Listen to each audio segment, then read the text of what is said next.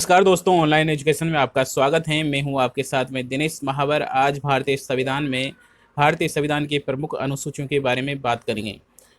भारतीय संविधान में प्रमुख अनुसूची के बारे में बात करने से पहले आपसे कहना चाहूँगा, जिसने भी अभी तक हमारे चैनल को सब्सक्राइब नहीं किया है, सब्सक्राइब करके बेल आइकन प्रेस कीजिएगा ताकि आने वाले वीडियो की नोटिफिकेशन आपको मिल सके। भारतीय संविधान में मूल रूप से 8 अनुसूचियाँ थी, लेकिन वर्तमान में 12 अनुसूचियाँ हैं। 4 अनुसूचियाँ जोड़ी गई हैं भारतीय संविधान में। तो वो कौन कौन सी अनुसूचियाँ हैं, सबके बारे में बात करते हैं और उसके संबंधित विषय के बारे में भी बात करने वाले हैं कि किस अनुसूची में क्या उल्लेखित हैं। तो फर्स्ट हम देख लेते हैं अनुसूचियाँ। प्रथम अनुसूची में लिखा है, क्या लिखा है? प्रथम अनुसूची में राज्य, केंद्र के प्रदेशों का उल्लेख, मतलब राज्य का नाम क्या है, केंद्र शासित प्रदेश कितने हैं, उनके बारे में, सबके बारे में उल्लेख है अनुसूची 1 में। दूसरी अनुसूची में विभिन्न पदाधिकारियों के वेतन भत्ते, जो भी प्रमुख पदाधिकारी हैं इस भारतीय संविधान के अनुसार, जैसे कि राष्ट्रपति, उपराष्ट्रपति, राज्यपाल, सर्वोच्च न्यायालय के मुख्य न्यायाधीश, जो भी हैं, विदेशी राजदूत जो भी हैं, उनके बारे में संविधान में उल्लेख लिखा है कि उनको वेतन भत्ता कितना दिया जाएगा, कौन डिसाइड करेगा, किसके अनुसार किस प्रकार से वेतन दिया जाएगा, ये सभी अनुसूची 2 में लिखा है। दूसरी अनुसूची में विभिन्न पदाधिकारियों के वेतन भत्तों का उल्लेख है। दूसरी अनुसूची के बाद अब बात करते हैं तीसरी अनुसूची की। तो विभिन्न पदाधिकारियों को द्वारा ली जाने वाली शपथ एवं प्रतिज्ञान का प्रारूप है। तो विभिन्न पदाधिकारियों द्वारा जो शपथ ली जाती हैं उनका प्रारूप किस प्रकार का होता है, क्या होता है उसमें, उनके बारे में उल्लेख है तृतीय अनुसूची में।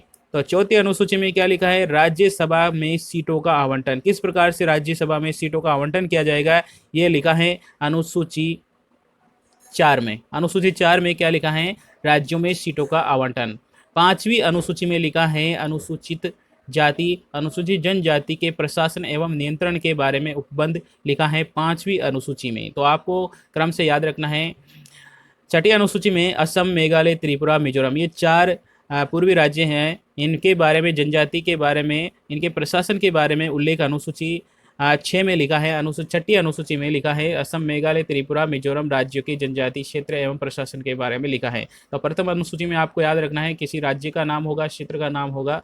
दूसरी अनुसूची में विभिन्न पदाधिकारियों के द्वारा जो वेतन भत्ता लिया जाता है उनके बारे में उल्लेख है। तृतीय अनुसूची में लिखा है उनके द्वारा शपथ ली जाती है, वो किस प्रारूप के अनुसार होता है।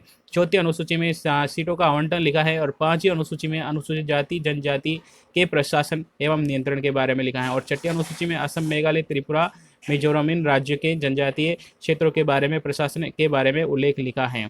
नेक्स्ट बात करते हैं हम 7वीं अनुसूची के बारे में। तो राज्य और केंद्र के मध्य शक्तियों का विभाजन किस प्रकार किया जाएगा, ये 7वीं अनुसूची में लिखा है। 8वीं अनुसूची में 22 भाषाओं का उल्लेख है। मूल रूप से संविधान में 14 भाषाओं का उल्लेख था, लेकिन बाद में वर्तमान में जोड़ते जोड़ते अब वर्तमान में 22 भाषाओं का उल्लेख है। तो देखते हैं भारतीय संविधान में संविधान द्वारा मान्यता प्राप्त 22 भाषाओं, मूल रूप से 14 भाषाएं थी, फिलहाल 22 हैं। बोडो, डोगरी, मैथिली, संताली, इनको 2003 में जोड़ा गया। 92वें संविधान संशोधन के द्वारा जोड़ा गया है। तो वर्तमान में 22 भाषाओं का उल्लेख है और मूल रूप से 14 भाषाओं का उल्लेख था। 9वीं अनुसूची में क्या लिखा है? तो 9वीं अनुसूची में भूमि सुधार से संबंधित या संपत्ति अधिग्रहण से संबंधित प्रावधान है और इसमें मूलतः 13 परंतु वर्तमान में 284 कानून शामिल हैं। इस अनुसूची को पहले संविधान संशोधन 1951 के द्वारा जोड़ा गया है। बाद में लिखा है कि 2007 में उच्चतम न्यायालय ने निर्णय लिया कि इस अनुसूची में 24 अप्रैल 1973 के बाद में संबंधित कानून के समक्ष में समीक्षा दी जा सकती है। तो ये लिखा है। तो 9वीं अनुसूची भूमि सुधार से संबंधित हैं, भूमि अधिग्रहण से संबंधित हैं और ये प्रथम संविधान संशोधन के द्वारा जोड़ी गई हैं। नेक्स्ट बात करते हैं 10वीं अनुसूची के बारे में। तो 10वीं अनुसूची है दल बदल को रोकने के लिए, दल बदल वही हैं, दल बदल कर लेते हैं, तो इस प्रकार उनको रोकने के लिए 10वीं अनुसूची का उल्लेख किया गया है। ये 52वें संविधान संशोधन 1985 के द्वारा जोड़ा गया है। और 11वीं अनुसूची में लिखा है पंचायत की शक्ति, प्राधिकरण एवं जिम्मेदारियां लिखी हैं। इन पे 29 विषय हैं और इस अनुसूची में 73वें संविधान संशोधन 1992 के द्वारा जोड़ा गया है। 12वीं अनुसूची में लिखा है नगर पालिकाओं की शक्तियां, प्राधिकरण एवं जिम्मेदारियां। ये इसमें 18 विषय हैं और इस अनुसूची को 74वें संविधान संशोधन 1992 के द्वारा जोड़ा गया है।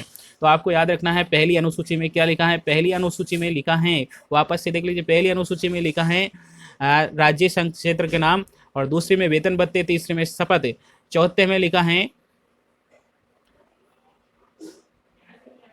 चौथे में क्या लिखा है, चौथे में लिखा है राज्यों का सीटों का आवंटन, पांचवी अनुसूची में जनजातीय क्षेत्रों का प्रशासन, और छठी अनुसूची में असम, मेघालय, त्रिपुरा, मिजोरम, मेघालय, इनके बारे में क्षेत्र के प्रशासन, उसके बारे में लिखा है। सातवीं अनुसूची में लिखा है मध्य शक्तियों का जो विभाजन होता है उनके बारे में लिखा है। आठवीं अनुसूची में भाषाओं का उल्लेख है, संविधान में कितनी भाषाएं हैं, मूल रूप से 14 थी, फिलहाल 22 हैं। और नवीं अनुसूची भूमि सुधार अधिकरण से संबंधित है, और यह प्रथम संविधान संशोधन 1951 के द्वारा जोड़ा गया है। और 10वीं अनुसूची दल बदल को रोकने के लिए है, और 52वें संविधान संशोधन 1985 के द्वारा जोड़ा गया है। 11वीं अनुसूची में कितने विषय हैं, तो 11वीं अनुसूची में 29 विषय हैं, और ये पंचायती राज के शक्तियां, प्राधिकरण, जिम्मेदारियों से संबंधित हैं, और ये 73वें संविधान संशोधन 1992 के द्वारा जोड़ा गया है। 12वीं अनुसूची में संविधान में नगर पालिकाओं की शक्तियां, प्राधिकरण एवं जिम्मेदारियों के बारे में उल्लेख है, और इसमें 18 विषय हैं, और ये 74वें संविधान संशोधन के 1992 के द्वारा जोड़ा गया है।